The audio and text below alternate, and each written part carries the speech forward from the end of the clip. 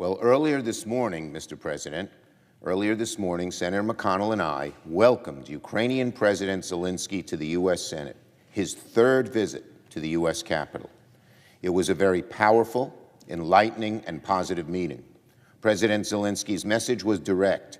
Ukraine will win the war against Russia if more aid is approved. But the contrary was also true. If no more aid is approved, Putin will win. It's that simple. Ukraine, the West, United States' strength as a credible ally are all hanging in the balance right now.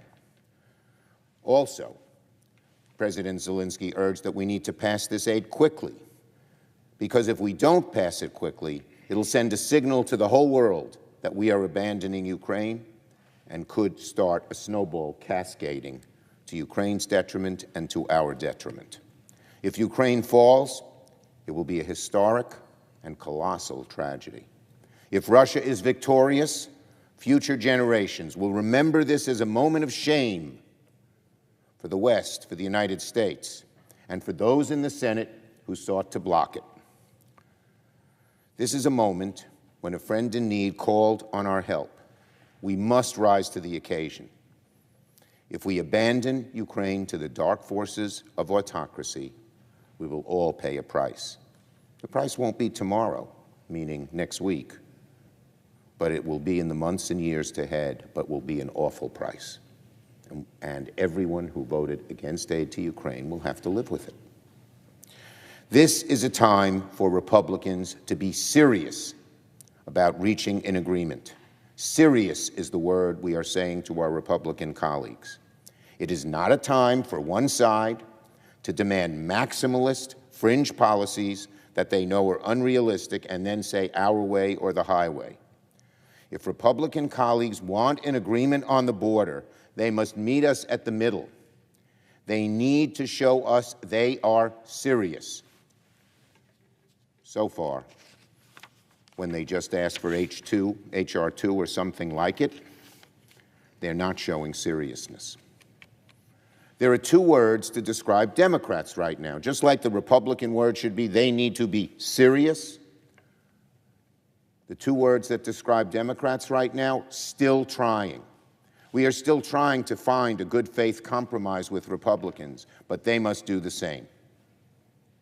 Now, last night, I got on the phone with Speaker Johnson and urged him to keep the House in session, to give a supplemental a chance to come together. I told him that because over the last I told him that the House should stay in session, because over the past 24 hours I've been alarmed to see some of the same Republicans in the House and now a good number in the Senate who had previously demanded action on the border are now suggesting there's no urgency to act before Christmas. After months of saying the border is a crisis, that we must get something done yesterday, many Republicans now seemingly prefer to go home rather than pass a bill. If Republicans are serious about getting something done on the border, then why are so many of them in such a hurry to leave for the winter break? Has the border simply been an excuse to kill funding for Ukraine? By Republicans being unwilling to budge on H.R. 2 and getting ready to rush out of town, unfortunately, it may seem the case that these are both excuses and they really want to kill funding for Ukraine and never had any intention of passing it. That's not true of all Republicans, but too many. Enough simply to hold us up right now from getting something done. Do Republicans not realize how thrilled Putin must be right now seeing the gridlock? Russian state TV is even running segments on how great it is for Russia that Congress can't pass Ukraine funding. Think about that. Putin's allies on Russian state TV are running segments right now on how great it is for Russia that aid to Ukraine is stalled. Democrats remain committed to finding a realistic, bipartisan agreement on securing the southern border. We will not accept Donald Trump's cruel border policies as envisioned in H.R. 2, which even Speaker Johnson has reminded his colleagues didn't get a single Democratic vote in the House, in the Senate. But if Republicans show they're serious about meeting us in the middle, we are willing to meet them in the middle. I hope my Republican colleagues take to heart President Zelensky's warnings. The one person happy right now about the gridlock in Congress is Vladimir Putin.